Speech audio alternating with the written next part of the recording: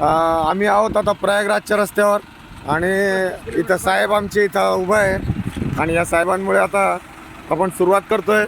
त्याला काही बी दिलं का कचून भरते ते. तेव्हा यांचा ट्यूब टायर इथंच आहे. पंक्चर काढावं लागलं तर दवाखाना बी आहे. आणि हे आमचे साहेब इथं आहे. त्या बाजूला इथं आमचे पिंपळवाडीचे साहेब, हे आमचे शेतकरी कुटुंबातले साहेब, हे आमचे डॉक्टर साहेब आणि हे सगळे जाऊन आलेले आहेत.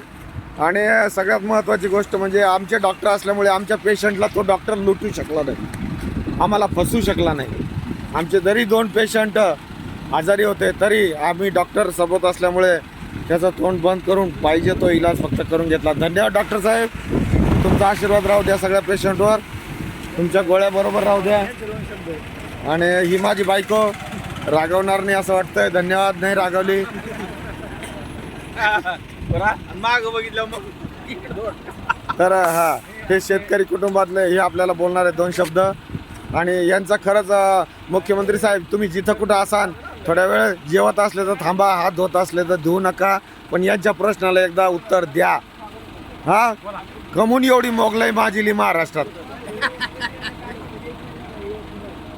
तर कळकळीची विनंती आहे, शेतकऱ्याला थोडी मदत करा, त्यांची पिकं खराब झालेत. तर असं करू नका. देवेंद्र साहेब, तुमचं नाव घेऊ आम्ही. हा, मोदी नंतर तुम्हीच दिसता आम्हाला भारतात. तर तुम्ही पण मोठे व्हा आणि आमचा देश पण मोठे करा. आणि हे आमचे मामा बोला. कसं वाटतंय, तब्येत कशी आहे? हा, चैतन्य ट्रॅव्हल्समध्ये आल्यावर कसं वाटतंय? जेवण कसं झालं? जेवण बिन चांगलं व्यवस्थित झाले, सगळं व्यवस्थित झालं. अजून काही कमी आहे का? काही नाही. हा, बरं का मोहिते साहेब, एकदम आनंदात आहे सगळे यात्री, काळजी करू नका. आणि आता या ताई आलेल्या आहे, यांनी मालकाला एकदम आहे ना सांगून ठेवलं हसायचं नाही जास्त.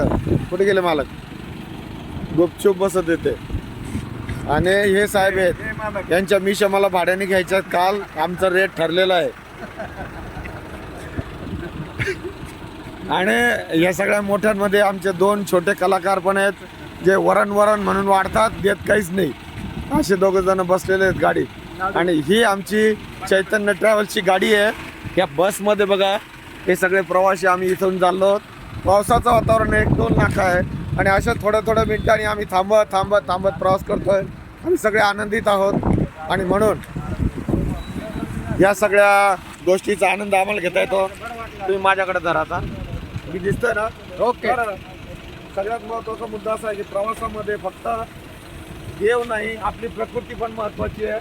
वय झालं, मी देवासाठी जाईन, माझं काय राहिलं आता, असं म्हणून निघू नका. आपल्या प्रकृतीला चांगलं करा. चांगलं केल्यावर तुमची तब्येत तुम्हाला साथ द्यायला पाहिजे. रांगेत उभं राहावं लागतं, बरेचदा जेवण वेळेवर होत नाही, पाणी बदलतं आणि म्हणून आपली तब्येत खराब होऊ शकते. त्यामुळे एक तर डॉक्टर बरोबर ठेवा, नाही तर येऊ नका, तिकडंच काशी करा आणि काशीला जाऊन दर्शन घ्या आरामात. धन्यवाद.